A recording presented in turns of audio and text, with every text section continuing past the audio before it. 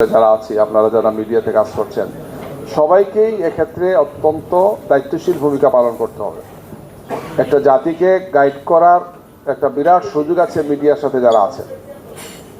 আপনাদের দায়িত্বশীল ভূমিকা, আপনাদের সঠিক তথ্যটা দেয়া একটা দলের জন্য, মানুষের জন্য অনেক বড় স্বস্তিদায়ক বিষয় হয়। আমরা এই মুহূর্তে কয়েকটা মিডিয়ার সাথে দেখা করে আসছি, ডেইলি স্টার, প্রথম আলো, সময় সহ আমাদের ভাইরা আরও কিছু দেখা করেছেন। আমরা এই সহযোগিতাটাই চেয়েছি যে 19 থেকে 20 হইতে পারে, কিন্তু 19টা যাতে 9 না হয়, 9টা যাতে 19 না হয়। আর তো এটা সবাই একমত হয়েছেন যে এটা যেতাম, কিন্তু এটা হয়ে যাচ্ছে, হেলে পড়ছেন। আপনি বলছেন যে আমি নিরপেক্ষ, আমি বস্তুনিষ্ঠ, আমি ফেয়ার করি না, ফেভার করি না, কিন্তু কার্যত তো আপনাকে আমি এটা দেখতে পাচ্ছি না। যেন আমরা দেখতে চাই মিডিয়া তার সাদাকে সাদা বলবে, কালাকে সে কালো বলবে, সে রাতকে রাত বলবে, দিনকে সে দিন বলবে। এটাই আপনার দায়িত্বশীলতার পরিচয়। আপনি যদি আমাকে টুইস্ট করেন, আমাকে যদি ট্যাগ দেন, আমাকে যদি ভিন্নভাবে ইন্টারপ্রিটেশন করেন, আমার অবস্থানকে আপনি মূল্যায়ন না করেন, তাহলে দিন শেষে আপনার নিরপেক্ষতা বা আপনার গ্রহণযোগ্যতা প্রশ্নবোধক হয়ে যাবে। আপনি টিকতে পারবেন না। আপনি সার্টেন একটা টাইম হয়তো কয়েকদিন আপনি কিছু বাজারে থাকবেন, কিন্তু একটা সময় আপনিও নিজেকে নিজে কর্নার করে ফেললেন। আপনার এই কথাগুলো আর গ্রহণযোগ্যতা থাকবে না। তো এগুলো আমরা সবসময় বলি যদিও, কিন্তু কার্যত অনেকগুলো মিডিয়া যেগুলো করেন এর পিছনে কারণ আছে। কারণ মিডিয়া এখন ইন্ডাস্ট্রিতে যারা ইনভেস্ট করেছেন তাদের একটা বিশেষ পরিকল্পনা থাকে। সাংবাদিক চাইলেও তিনি সত্য কথাটা বলতে পারেন না, তিনি তো নিউজটা ডেলিভারি দিচ্ছেন, কিন্তু সেখানে হাউসে যারা আছেন, মূল যারা আছেন, তারা সেটাকে অন্যভাবে দিচ্ছেন, যে টাইমে দেওয়া সেই টাইমে দিচ্ছেন না, যেভাবে দেওয়া সেভাবে দিচ্ছেন না, ইত্যাদি ইত্যাদি এগুলো করছেন।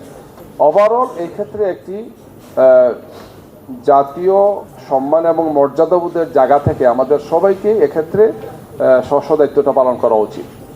আমরা যারা রাজনৈতিক অঙ্গনে যারা আছে, সিভিল সোসাইটিতে যারা আছেন, মিডিয়াতে আপনারা যারা আছেন, আপনাদের হাউসে যারা দায়িত্বশীল যারা আছেন, সবার মধ্যে যদি দেশপ্রেমটা থাকে, আমি যদি অন্যের প্রতি সম্মান এবং মর্যাদা নিয়ে ভূমিকা পালন করি, তাইলে আশা করা যে আমরা একটা সুন্দর বাংলাদেশ করতে পারবো। যে বাংলাদেশের স্বপ্ন আবু সাইদরা দেখে শহীদ হয়েছেন, মুগ্ধরা শহীদ হয়েছেন, আবরার শহীদ হয়েছেন, আমাদের উসমান আদি শহীদ হয়েছেন, তাদের এই রক্ত, অসংখ্য ভাইদের আহত পঙ্গু যারা আজকে কাতরাচ্ছেন, কষ্ট করেছেন, তাদের প্রত্যাশা এটাই যে আমরা আমাদের এই রক্তের বিনিময়ে একটা সুন্দর বাংলাদেশ চাই। আর এর জন্য আমাদের সবাইকে অবস্থান থেকে ভূমিকা পালন করতে হবে। বাংলাদেশ জামাত ইসলামী গত 16 বছর, আপনারা হয়তো কেউ বলেছেন যে আমরা কোথায় ছিলাম, আপনাদেরকে যেমন প্রশ্ন করে আমাদেরকেও তো প্রশ্ন করি। তো আমরা আসলে তো আপনাদের পাশে যেতে পারিনি। এমন হয়েছে যে আমাদের কোনো নিউজ, আজকে একজন বললেন যে আপনাদের টেলিফোনে নিউজ আমরা শুনি নেই, বা শুনলেও সেটা দিতে পারিনি, আমাদের উপর এত ধরনের চাপ ছিল। তো এখন দেন, ঠিক আছে, কাজা কাফারা আদায় করেন। তো আমরা চেষ্টা করেছি জনগণের সাথে মিলেমিশে থাকার, আপনাদের সাথে পাশে যাওয়ার, আপনাদের কথাগুলো শোনার ন্যূনতম যে সুযোগটা আছে আমরা সেটাকে চেষ্টা করেছি। আমরা আশা করব যে আগামী বাংলাদেশ বিনির্মাণে আমরা সবাই মিলে কাঁধে কাঁধ মিলে কাজ করবো ইনশাল্লাহ। আপনারা আপনাদের অবস্থান থেকে দায়িত্বশীলতার সাথে, নিরপেক্ষতার সাথে, সততার সাথে, দক্ষতার সাথে এবং সাহসিকতার সাথে কাজ করবেন।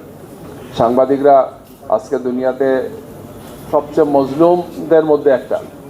এই যে সর্বশেষ যে রিপোর্টগুলো আমরা পাই ফিলিস্তিন থেকে, দেখবেন আপনারা কি ভয়ঙ্কর অবস্থা। নির্মম নিষ্ঠুরভাবে সাংবাদিকদেরকে একজন দুইজন একসাথে মেরে ফেলা হচ্ছে, একজন জেনারেশনে তাকে শ্যুট করা হচ্ছে। তো এটা দুনিয়ার ইতিহাসের সমস্ত একটা বিরাট বিরাট ঘটনা যে একজন সাংবাদিক যুদ্ধের ময়দানে গিয়ে ভূমিকা পালন করছে না, তাকে শ্যুট করে মেরে ফেলছে। তিনি পুরুষ না মহিলা সেটা দেখছে না, তার অবস্থানটাও খুবই স্পষ্ট, তাকে চিনতে কেউ না চেনার কোনো কারণ নাই। বাংলাদেশ এটা হয়েছে, এই যে আন্দোলনের সময় যে যারা শহীদ হয়েছেন, বেশ পড়া অবস্থায় গুলি করে মেরেছে। তো যেদিন তার মারে, যেমন সিলেটে আমাদের ইয়াকে হত্যা করলো, তুরাবকে, পুরো নামটা ভুলে গেছি, তুরাবকে যেদিন হত্যা করলো, ওই দিনই আমাকে গ্রেফতার করে। আমরা জানাজা টানাজা পড়েছি।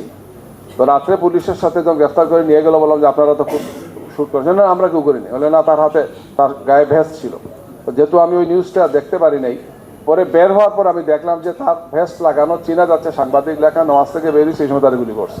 এবং গুলি যে পুলিশ করতে চাই নাই, আরেকজন অফিসার হাত থেকে বন্দুক নিয়ে সরাসরি শ্যুট করছে। তো এই ধরনের রিস্কি অবস্থায় একজন সাংবাদিককে কাজ করতে হয়।